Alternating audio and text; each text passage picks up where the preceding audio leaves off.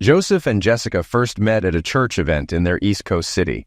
They shared many interests: the beach, movies, professional sports, running, volleyball, and parties. Everyone thought they were a perfect match. They became a couple during a volleyball tournament when Joe's friend Liam, who was supposed to be Jessica's partner, had to drop out.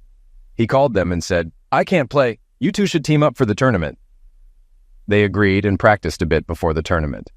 Jessica was fearless, diving for the ball and setting it up well. Joe was tall and strong, delivering powerful punches. They were perfect partners on the court. They won the tournament and celebrated with other teams at a bar. Jessica frequently touched Joe, showing great interest in him, and he was captivated by her beauty and touch. That evening, they went to her apartment. She kicked off her shoes and relaxed on the sofa, and he sat next to her. "Wow, what an incredible day," Jess sighed. "This means a lot to me too," Joe said. "When Liam couldn't play, I thought we'd lose. When he introduced us, I thought you were cute but didn't expect we'd win." "Well, we did," Jess replied. "I think you're amazing at volleyball. Do you really think I'm cute?" "Something like that. The win in the party made everything feel surreal. I really like you," Joe said, quickly kissing her forehead. "I couldn't have imagined today would be this good," Joe continued. "It's unreal when a friend asks you to team up with someone so attractive that you can't focus. Then it turns out she's not just pretty, but really good at volleyball too." "Yes, it was a great day," Jess said. "Do you still have a dry mouth and feel dizzy?" "Yes," Joe admitted. She moved closer to him, her face inches from his, and ran her hand up his thigh and along the edge of his shorts. "How do you feel when I do this? Does it help?" Jess asked. "It makes me feel more dizzy and dry," Joe confessed. "And this?" She slid her hand up the fly of his shorts to his waist. He lost his breath. "It adds another dimension I can't describe." She leaned closer, looked into his eyes, and said, "This forces me." "What do you mean?" Joe asked. "It forces me to focus on how you turn me on rather than your volleyball skills," she clarified. "I have other skills besides volleyball," Joe remarked. "I'm not thinking about skills right now," she replied. He leaned in and kissed her. He felt the softness of her lips and her tongue against his. After a moment, he pulled away and looked at her beautiful face. "Why are you smiling?" she asked, her eyes sparkling and lips moist. "I'm amazed by your perfect lips, graceful eyelashes, and cute freckles. You're perfect, Jessica," Joe said. "This is all just overwhelming," Jess murmured. They were silent for the next 2 minutes. A tear rolled down her cheek. She moved closer and kissed him again, her tongue pressing against his. Her hand moved to the front of his shorts, testing his arousal. "I want to see what else I can make you feel. Come with me," Jess said. She led him to her bedroom. She quickly pulled down his shorts and removed his shirt. Then she took off her sleeveless t-shirt, revealing her lace sports bra. She smiled as he glanced from her eyes to her bra. She removed her shorts and underwear, and his mouth opened slightly at the sight. She smiled widely, then slowly removed her bra. She approached him, grabbed his arousal, and her touch took his breath away. "I love making you feel like this, Joe," Jess said. Without breaking eye contact, she pulled him toward the bed. "Now I want you to make me feel something." She leaned back against the bed, loosened her grip, and placed her hands on either side of his face, pulling his head down. Within minutes, he proved he handled this task as well as volleyball. Just before her first climax of the night, a thought flashed through her mind. He is perfect. After more than a year of dating, their life evolved. They chose a Caribbean island for their wedding destination. After about 2 years, they got married, vowing to become one life, one love. They both loved having lovemaking, although Joe sometimes struggled to keep up with Jess. They bought an old house in a great location, and within weeks, christened every room in the backyard on a moonless night. They were attractive. Joe once received a modeling offer, and Jess had the face of a cover girl. She had a C cup and just enough fat on her 5'8" body to be healthy. They were athletically built and stayed in excellent shape. They made good money, with her in technical equipment and him in software development. They had fun and worked a lot. His hobbies were mountain biking and photography, while hers included cooking, pop culture, and staying fit. Jess loved pop culture quizzes and showing off her cooking skills. Friends and family couldn't imagine a more perfect couple. They did everything together and agreed on almost everything, even politics. In an era where it was unpopular to be conservative, they both were, agreeing on candidates and bonds. On local election days, any disagreement was resolved immediately, even in front of others. Friends would smile and say, Yes, they are perfect for each other. They excelled at their jobs and were respected team members. Joe's work in software development even helped Jess when she had issues with a new software package at her job. One evening, he heard her arguing in their office and went to see. After she explained the problem, he wrote a small routine that fixed it. Her work sped up, and the program worked better for everyone. She thanked him profusely, both verbally and physically. The company credited Jess for improving the program, and Joe used the routine in his work. They aimed for a good life, managing finances to enjoy vacations, a better house, and better cars. Occasionally, Jess earned large bonuses from major projects. They would assess the market, buy and renovate homes, and rent them out. After 7 years, they owned 3 houses and a condo. Joe managed renovations and rent collection, solving problems and making upgrades like installing electronic locks, security cameras, and repairing sprinklers. These activities took up his free time while Jess worked more at her company. One Saturday, shortly after their 9th anniversary, he planned to work on the lawn watering system at a rental property. Jess felt she lacked personal attention and took matters into her own hands. "Joe, baby, before you waste time with those water pipes, I need help with a problem," Jess called out. "Is there a visible leak?" he yelled from behind the garage door, about to head to his truck. "There aren't that many pipes going through our bedroom ceiling. You better check it out," she replied. He put down his tools and went upstairs. Entering the bedroom, he froze, his mouth open. She lay on the bed wearing only bud clamps on her chest with a small toy humming. Her knees were pulled up and spread apart. "What the?" Joe exclaimed. "Oh, baby," she whined, breathing heavily. "I think you need to stay home and hang out right here, right now." Her brow was furrowed and her lips were parted. Realizing he had been holding his breath, he dropped his car keys and tore off his clothes. Laying pipes can be a very complex task that requires a lot of thought and measurement. Completing the project involves extensive digging, threading, and pipe insertion. That day, he didn't leave the house, but did plenty of measuring with his eyes and thinking with his lips and tongue. Digging, threading, and inserting parts of the project went so smoothly that they both experienced multiple climaxes by the end. They had discussed having children once their finances allowed, and now that they owned several houses and had 6-figure bank accounts, Joe was eager to start that phase before they got older. However, she wanted to wait a bit longer to achieve a couple more career goals and ensure their financial future was secure. She got a promotion and felt she had a real career, not just a job. On their 10th wedding anniversary, they won a cornhole game at a party thrown by friends and family with the theme, "Perfect for Each Other." They then took a 4-day tour of vineyards and 2 rented limousines. When they returned home, Joe and Jess began shedding their clothes as soon as they walked in the door and celebrated their anniversary in the living room, on the stairs, and in the bedroom. Life was good. They were perfect for each other. Jess was promoted to Director of Divisional Services at work and was thrilled to tell Joe. They celebrated at La Pomade and again at home. That evening, she met a new colleague, Curtis Stanley, who was tall, handsome, and in good shape. He was the new director of new accounts and traveled to their department monthly. Many women in the office were attracted to his easy smile, fashionable suits, stylish haircut, and flirtatious manner. Her workplace discouraged romantic relationships between different levels of the organizational chart, but there was no strict rule against relationships at the same level. The CEO, Miriam, was a divorced mother of 2 who enjoyed the company of handsome young men. Curtis noticed Jess and thought, "Damn, Jess is one hell of a hot thing." After learning about her perfect marriage, he decided that no marriage could be perfect without some physical adventure. Curtis and Jess went to lunch several times to discuss business since they were equals. Curtis did thorough research on her husband's job and her favorite places, activities, and foods. He saw that she was genuinely proud of her accomplishments and her recent promotion. In meetings and lunches, he often steered conversations to highlight her achievements and made her feel good about herself, telling her she was becoming a better person and more valuable because of her success. Their company focused its new account work on New York because it had several potential clients there, and Curtis targeted accounts that fell within Jess's zone. He frequently asked her to come to New York to explain how her division would provide excellent service once a client signed a contract. She excelled at this, and he ensured her contributions were highlighted, earning her praise from her boss and colleagues. He adeptly steered workplace discussions to emphasize her value and quality, making it clear how much the leadership team appreciated having someone of her caliber. When she visited New York for meetings, Curtis made sure they went to the best places and most interesting events. Jess looked forward to spending time with Curtis. A few months after her promotion, she became engrossed in this, and she and Joe were having lovemaking less frequently. Joe initiated a few discussions about their relationship, which usually turned into her complaining about work and stress.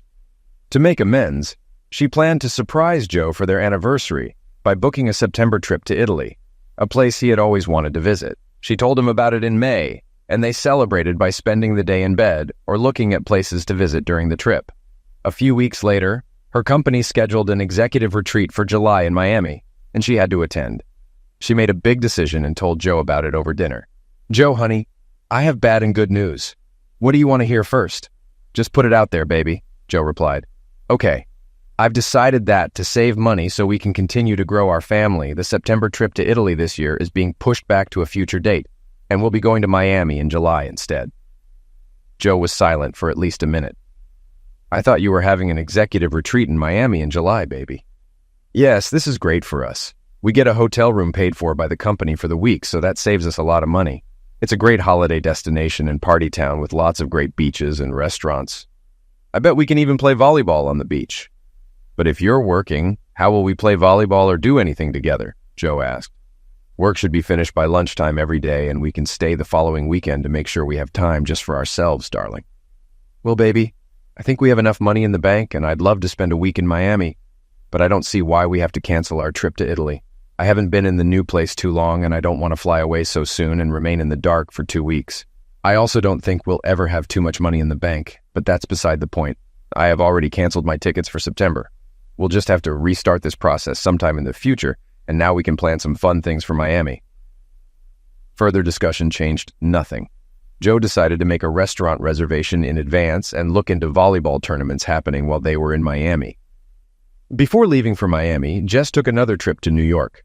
She never gave details about her trips, and when he asked about her activities after work, she usually mentioned dinner meetings with potential clients or solving a major problem with a West Coast client, taking up her evening on East Coast time. Miami was a great place to relax and enjoy the beach, and the restaurants were excellent too. They arrived on Sunday afternoon, checked into their hotel, and spent some time on the beach. They even played an hour of volleyball in a couple of matches. It was welcome night that day, and Jess asked if Joe could attend. Her boss Miriam, the CEO, allowed it. At the dinner party, Jess spent time with Curtis, which Joe didn't like. When he suggested she stay close to him or leave, she insisted it was just business, reminding him they were there for a business retreat. Noticing Joe lingering, Miriam, who had always found Joe attractive, started talking to him. She knew he was a technician in another industry and a competent person. After a few drinks, she became flirty, running her finger up and down his arm and grabbing his wrist. Joe politely made it clear he wasn't interested and walked away to the restroom to escape her. Miriam felt awkward and disliked it. The event finally ended, and Joe convinced Jess to hang out with him at the bar for more drinks, but Curtis soon joined them, cutting their time short. They decided to call it a night. Once in their room, Jess was too tired for any amorous activities. As Joe had feared, Jess's work sessions often ran much longer than expected, frequently until 5 p.m., with 4 nights of executive-only events. Joe would often sit in the hotel hallway waiting for her to finish work. He did get some volleyball time, and the beach was full of attractive women, but their attention wasn't what he wanted.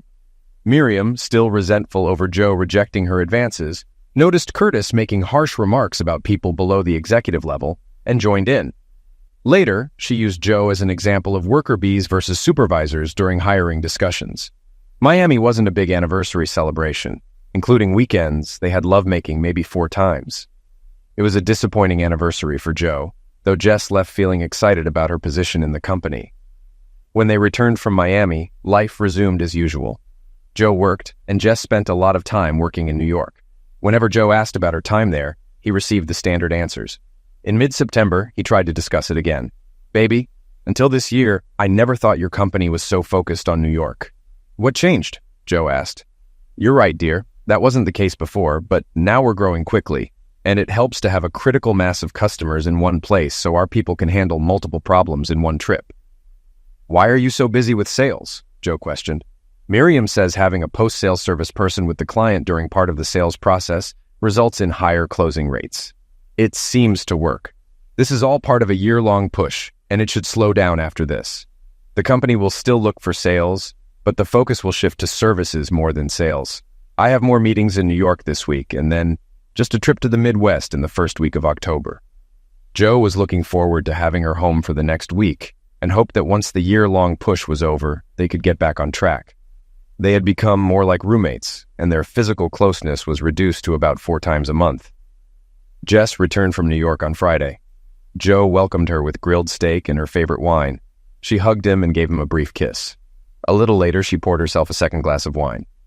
"Thank you for preparing this wonderful meal, dear. It's like a holiday," Joe said. "Baby, I'm just happy you'll be home for the next week. I hope we can relax a little," Jess responded. "The relaxation will be too short, honey," she replied. "I need to return to New York on Saturday evening." "Tomorrow? I thought you'd be home all next week. What about the weekend?" Joe was clearly upset. "I'm really sorry. This is how the plan falls apart," she said firmly. Joe stood up and silently put away the dishes. She sat like a leader, watching him move around the kitchen and dining room while sipping her wine. They barely spoke as he cleaned. Feeling that the evening wouldn't be enjoyable, he moved into the laundry room and started loading laundry. "Do you have anything I can wash before you leave, Jess?" he called out. "No, that's not necessary, Joe. Everything is clean," she replied. "You just returned. It's usually expensive to do laundry at a hotel. Does your company pay for this?" he asked. "No, I did it at Curtis's apartment," Jess admitted. "What? Why? Is that where you stayed the last couple of times in New York?" Joe looked at her silently, his mind in shock. It didn't make sense. "Were you trying to save money or something? Why did you stay with him?" "No, this wasn't about saving money. Look, there needs to be some change in our lives, in my life. Soon I'll be looking at 40 in the rearview mirror. When I reflect on my life, I want to see certain things. If my life stays the way it is, these things will never happen. The last 2 meetings in New York brought this all to the surface, Joe. Now I'm the executive director working with top managers. I've been collaborating with another director in our company for months. After work, we go to Broadway shows or the Metropolitan Museum of Art. We dine at the Rainbow Room and places like Luger doing fun and elegant things. He always wears impeccable tailored suits and treats me like a queen. These are the images I want to fill my life with. Joe, you're a good guy and we had great times, but I can't see someone like you in the life I envision. You will always be a good guy. A good-looking guy content to be a lower-level service provider. The guy who installs door locks and sprinklers. You will never become a leader. You will never be what I want or need. We are just different people." "But baby, we talked about children and our future together," Joe said. "I don't think my body has time to slow down to have babies." "It won't happen, Joe," Jess replied. "Damn, did you sleep with that guy in New York?" Joe asked, his voice rising. "You have no right to ask me that," Jess snapped. "Why not? I'm your husband, the person you married and once said you loved," Joe retorted. "This is my body. I will sleep with whoever I want. If I want to sleep with the entire New York Giants football team, it's none of your business. I think I never really loved you or should have. You need to understand it was a mistake and be mature about it. I'm filing for divorce. And don't call me baby anymore. It's not appropriate for someone who isn't your wife or won't be. We will no longer sleep in the same bed," Jess declared. Joe was completely stunned. Various thoughts swirled in his head. Strike this idiot. Knock some sense into Jess. Throw her out. Pack his bags and leave. What did he do so wrong that she felt the need to look elsewhere? Was he really a lower-class man compared to Jess or this other guy? "Let me try to understand, Jess. You're divorcing me because you prefer to be with another man who you think is better than me, right?" Joe asked, struggling to keep his composure. "Oh, no, yeah, I guess that's a fair summary. Joe, when you were first promoted, you didn't feel it. We celebrated and talked about how this could change our plans for kids. Since then, I've realized we're just different people," Jess explained.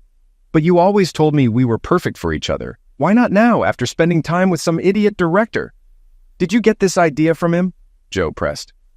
"It's not just about him, and his name is Curtis. Others see it too," Jess said. "What do other people say or imply? That I'm not good enough to be with you?" Joe asked, incredulous. "People you know and respect," Jess replied. "Oh, really? Like who?" Joe demanded. "Miriam, you know, and Gloria, the financial director, and another director at work," Jess listed. "Seriously? I thought Miriam liked me. So your entire new executive group at work thinks I'm beneath you. Please don't delay, Joe. Are you taking the guest room, or am I? It's really not suitable for us to share a bed anymore," Jess said, her tone final. "Oh my God, Jess. I think all this time in New York means you've been sleeping with that other guy," Joe accused. "Joe, please, it's over. Jess stated firmly. "You're right about that, baby." "I'll take the guest room," Joe said. Joe headed down the corridor and gathered his things for the night. While Jess was in New York, Joe searched for a family lawyer. He met an attractive blonde with sparkling eyes and a serious expression. When they sat down in her office, she asked, "How can I help you, Joseph?" "Please call me Joe. And I feel more comfortable with Melanie or just Mel. I need help with a divorce," Joe explained. "I need details to give you appropriate advice," Mel responded. Joe explained the situation. Mel warned him about the possibility of physical misuse, asked about his feelings on reconciliation, and gave him a list of tasks to complete while she prepared the legal documents. He began taking the necessary steps to separate their finances and other legal relationships, such as car ownership. Dividing up the houses was difficult, so he and Mel worked out a fair offer. Joe notified their circle of friends and relatives. This action prompted an angry call from Jess in New York. "You're an idiot! Who gave you the right to announce our divorce to our friends and relatives?" Jess yelled. "You did, Jess," Joe replied calmly. "When?" Jess demanded. "When you said you were divorcing me and that you'd rather spend your life with that idiot in New York," Joe reminded her. "I expected we would just mention it during family events instead of making a huge announcement. Besides, I didn't give you permission to say that," Jess fumed. "What's wrong with the wording?" Joe asked, confused. Jess read from the note she received from her sister. "Unfortunately, I have to announce that Jess has decided to neglect her wedding vows and take a new lover from her company who seduced her. We will not be able to attend social events or otherwise participate in our former relationship with you as a loving couple. Please respect the sensitivity of our situation and allow us to end our marriage as soon as possible." "What's wrong with this, Jess? It makes it sound like I was a fool who let herself be seduced by some smarter or more powerful guy," Joe said, bewildered. "I stand by my opinion, Jess, although it doesn't matter now, does it? This has already been sent to everyone. You wanted a divorce, and I wouldn't stay married to you no matter how much I loved you a week ago. As you pointed out, it's inappropriate to stay with someone who's essentially an admitted strumpet. I've been tested for STDs and am awaiting the results. I suggest you do the same. If he slept with you while you were married to me, he could have slept with other fools who let themselves be seduced by him." "You fool." She ended the call and almost threw the phone on the table. Although Joe got some satisfaction from this, he still didn't sleep well. He couldn't help but think about what he had done wrong. Thoughts of all the wonderful times they had together kept running through his mind. The trips they took, the places they made love, the ways they made love. The food seemed to lose its taste. Their lawyers did their jobs and the assets were divided. They each kept their own retirement accounts and the cash accounts were separated. Credit cards were canceled and reissued to individual accounts. He didn't want to live in the house they had lived in when they were in love, so she got it. He took the apartment since it was closer to the city center and better suited her new self-image. The documents were changed and recorded. He moved into an apartment since the two houses that remained were permanently rented out. His apartment was not far from the condominium they once owned together. 2 months after Jess announced the need for changes in her life, they no longer spoke, except for legal matters. Occasionally, they saw each other at the same church or social events. The first time she brought Curtis, she insisted on reintroducing him to Joe. Curtis extended his hand and grinned. "I've heard a lot about you, Joe." Joe looked him in the eyes, but didn't extend his hand. "I wish I knew where this was going when I first met you in Miami." He looked at Jess, shook his head, and turned away. As time went on, Joe divided their mutual friends into 2 groups, those he could trust and those who would likely relay anything he said back to Jess. Some people he decided would no longer be part of his close circle. He could still play catch or drink beer with them in a group, but he kept his feelings and inner thoughts to himself. Joe decided Neil Sedaka was right. Breaking up is hard. When Joe's friends at work found out, they were very supportive. His boss called him into the office and sat him down. "Joe, if you need anything, just let me know.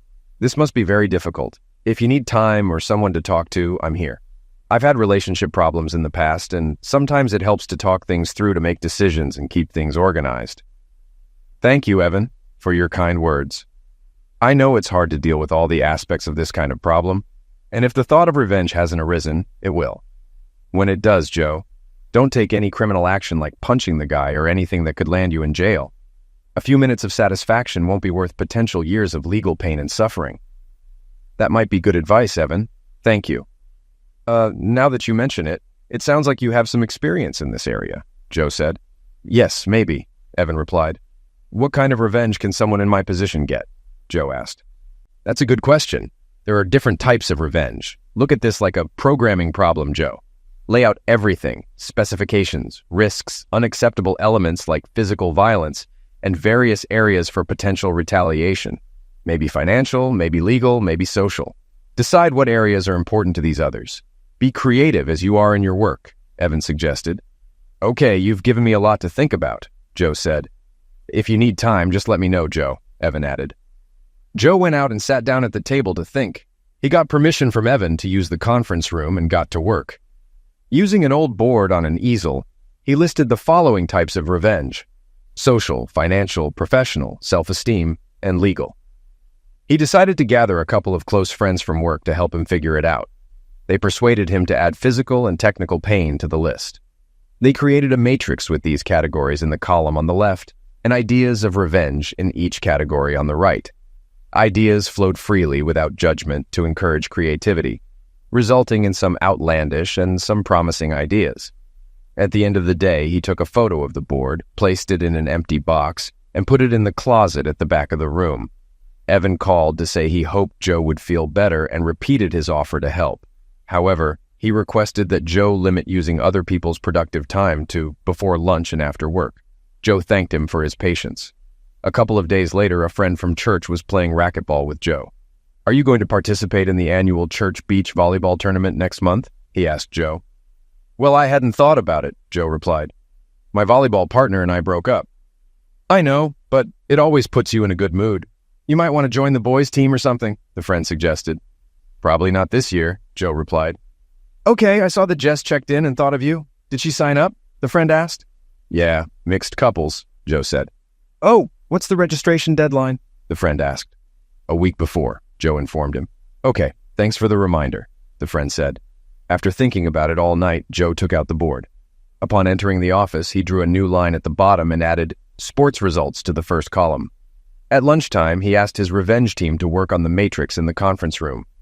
That same day, he made a few calls and went across town for a drink with an old friend from his university days. The next day, Ben, one of his revenge crew friends, walked into his office and closed the door. Joe, how serious are you about getting revenge on Jess and her world? Ben asked. That's a good question. Why? Joe replied. Because a lot of what we put into the matrix could be construed as just letting off steam, and some of it could be criminal, like physical violence, Ben explained. But that was only because you guys thought it would be funny. I'm not actually going to eliminate anyone. I have to admit that I wouldn't feel any remorse if that fool disappeared. But I wouldn't take any action to liquidate him. And at this point, I would never take Jess back. I could never feel the same way or trust her, Joe clarified. Okay, good to know. But there are other areas where the consequences could be much greater than we might think. If you ever thought you might get back together with Jessica, you'd want to avoid things like this, Ben warned. Never again on God's green earth will I enter into any relationship with her that involves trust, affection, or physical contact. I was ready to do anything to show her how much she lost by leaving me and our marriage. I want her to deeply feel that spitting on a person's love and trust has consequences. Love and trust are crucial to a full and enjoyable life. And she knocked all of life's expectations out from under the man who loved her and gave her his heart and soul, Joe stated passionately. Okay, Joe, Ben said. And yet, Ben, where did you get this from? Joe asked. I have a few more things to think about, and then we might need some advice from Evan or someone with legal experience. I'll call you back, Ben replied. Joe continued walking along the path. Some days were better than others. He tried to focus on work and volleyball. He found a new teammate and decided to participate in the tournament. At work, he erased the physical pain line from the matrix and directed his attention to new projects. He didn't hear anything else from Ben and figured it was probably just a mental exercise to remind him not to act impulsively. His boss didn't comment further on the situation. The volleyball tournament was a big event, attracting teams from neighboring states and other churches. As an outreach program, it invited participants not affiliated with any church. It had grown significantly from the Sunday church event that Jess and Joe won 10 years ago. This year it started on Friday and continued until Sunday lunch. After the awards ceremony, the churches hosted a huge barbecue feast. Jess and Curtis were quite a dynamic team and made it to the mixed doubles finals against Joe and his new partner. Deirdre D.D. Hughes. She was a stunning, green-eyed beauty in her 30s, with fiery red hair that formed a halo around her head. Her skin was covered in freckles from sun exposure, stretched smoothly over her 6-foot B-cup figure, which she covered with the 3/4 sleeve shirts she and Joe wore as a uniform. There was usually a decent crowd for the finals, but rumors of a grudge match drew even more spectators. Everyone wanted to see if there would be any emotional outbursts. The crowd was large. One potential issue could have caused tempers to flare. Joe didn't shake hands to start the match, claiming he had an arm injury and didn't want to risk it before the match. The match went fairly smoothly, favoring Joe and DD more than Jess and Curtis. Jess and Curtis were fast and strong, while Joe and DD moved like ballet dancers on the court. They always seemed to be in the right place to hit the ball or make a shot. DD was stunningly graceful, and her ability to fly into the air at incredible heights to strike or block left the audience in awe. During the second game, things took a different turn about 5 points in. Joe stopped aiming for the open court and started targeting his opponent's legs. On one of these shots, he appeared ready to hit the ball into the open court but then redirected it and struck Curtis square in the face, knocking him to the ground. The game paused for a few minutes as they wiped the blood from Curtis's nose. After that, Joe no longer aimed at his opponents. The match ended quickly in straight sets, 21-4, 21-0, a crushing defeat for Jess and Curtis. After the match, the teams met at the net to shake hands. Joe extended his hand and Jess asked, "What about your hand?" "It's okay, ma'am," Joe replied. Then he said loudly, "Good game." Quietly, so only she could hear, he added, "You're a team of losers." Jess yanked her hand away and swung at him, but he dodged as deftly as he had on the court. She glared at him, checking if anyone else had overheard. No one was close enough. Many viewers thought Jess's reaction was due to jealousy, seeing her as a sore loser. The awards ceremony went smoothly. Jess was upset when she learned that, for the first time, the small engraved plaque on the perpetual trophy would include not only the winners' names, but also their opponents' names and the score. At the afternoon feast, Liam asked DD, "You seem familiar to me. Have we met before?" "I don't think so, Liam," she replied. "But I get that comment often."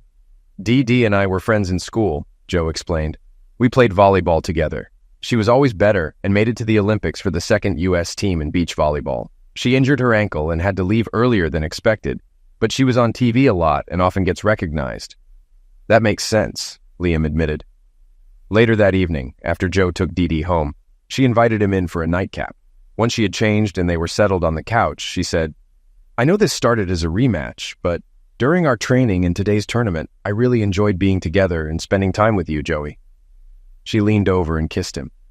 It was a long kiss that ended with her tongue lightly flicking across his lips as they parted. When he opened his eyes, he saw her lips. He noticed their wet contours and slightly unsteady position. His gaze trailed down the graceful lines of her jaw and neck to the top of her bosoms. The pattern of her freckles was a sweet counterpoint to her very feminine shoulders and figure. This fascinated him for a moment. He looked into her eyes again. Moisture was beginning to form, causing the green to sparkle in the soft lighting. "DD, I would really like to explore a relationship with you, but not now. I initially came to you for your performance, but now I think I may want more. However, right now it feels too much like a reflection of my past experiences. You deserve better than to be in a remake of an old story. I want to go on dates and get to know the DD you are now. This is more than fair. I really appreciate this perspective. I don't want to be anyone's reflection," Joe said. They finished the whiskey and agreed on a date in 3 weeks. He walked back to his apartment after a gentle kiss. The divorce was final, and Jess and Joe were now living separately. Legally, they were aware of some major events in each other's lives because they lived in the same part of town, had the same friends, and attended the same church. Back at work, Ben asked Joe how he was feeling and if he was ready to erase the matrix. Joe thought and said, "I still feel I haven't resolved 10 years of lies or 10 years of love that was so worthless it could be discarded like an old shirt for a new one." "Okay, the idea I had has evolved, and I think we should look at the matrix so you can decide how extreme you want to respond," Ben said. "Extreme? How so?" Joe asked. "This could have long-term consequences," Ben clarified. At noon, the V crew gathered in the conference room setting up the matrix board. Before they started, Joe said, "Ben came up with a new point in the legal row, but first, Let me fix this. Joe rewrote the category physical pain, and in the square next to it, in red, he wrote, bloody nose from volleyball. He continued to write in red for the social humiliation of his initial divorce announcement and his sporting humiliation. Red means it's done. Now it's up to you, Ben. After Ben explained his idea, the room fell silent. His remarks concerned two aspects of the same action. The first action he had already discussed with Evan and was in the process of doing, but the second was left to Joe. A discussion followed about the pros and cons of the actions. The meeting adjourned, leaving Joe to decide whether to take action or not. Joe took a few weeks to consider his options, and his life moved on. He made his decision and moved forward with his life, which included finding out that Jess was pregnant and living with Curtis in the apartment she got after the divorce. Joe hadn't gone to church since the volleyball tournament, but one Sunday after church, he ran into Jess in the parking lot. "Are you going to congratulate me, Joe?" Jess asked. "I thought your hot body was too precious to bear children, Jess." "Or was his top-class seed too strong to resist?" Joe retorted. "It must have been top-class because it wasn't planned," Jess replied. "Loser. How long?" Joe asked. 7 months, Jess said. "So you didn't even wait until the divorce was final to get pregnant?" "A top-class seed is a top-class seed," Joe sneered. "Loser. As I recall looking at the trophy in the church window this morning, you and the idiot are losers," Jess shot back. "And you're an idiot. Just a simple-minded, low-class idiot. A loser in life who will never achieve anything," Joe spat. "Just in case you're wondering where I am if you don't see me next week, Curtis and I are going to Monte Carlo for a vacation, a top-class vacation," Jess said. "Loser. Keep an air sickness bag handy," Joe suggested, turning away. "Bye, loser," she said as she got into the car. Decisions had been made, actions had been taken, life went on. Jess's company encountered problems that began to complicate the situation. Miriam was on edge, as were the CFO and general counsel. As with all modern companies, this anxiety rippled through the organization. Several people were laid off, and budgets were tightened. Problems at work exacerbated tensions in Jess's apartment. As her pregnancy progressed, Curtis became less interested in doctor's visits and other events associated with childbirth. Changes at work interfered with his travel schedule, and he became increasingly irritable. His move to their city from New York did not make him as happy as he thought, and their relationship with the upper class became strained. The root cause of the company's recent problems was identified as a legal issue regarding their software.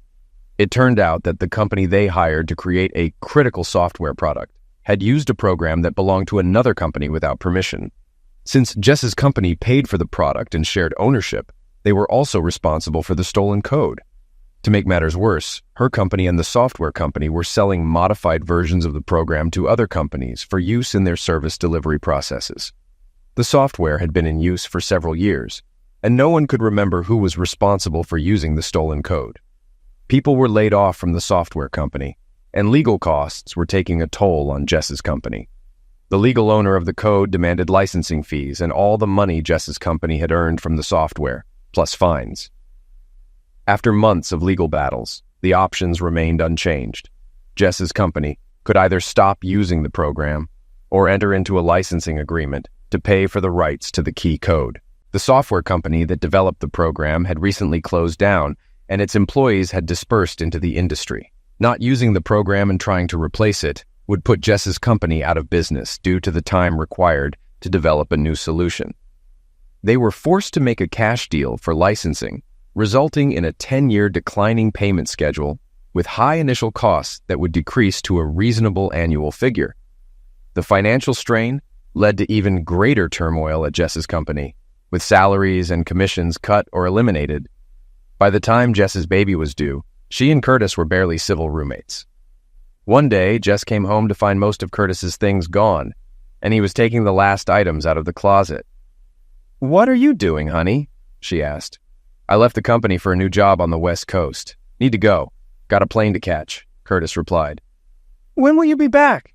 Our baby is due any minute," Jess said, her voice trembling. "I don't plan to return. You have health insurance to cover the birth," Curtis said flatly. "But what about raising and caring for him?" Jess asked, panic rising.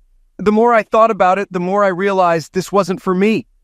You know what kind of person I am, Jess? I love good restaurants, art museums, and holidays in Monte Carlo. I don't like diapers, strollers, or postponing vacations because of a child," Curtis explained. "Curtis, how can you say that?"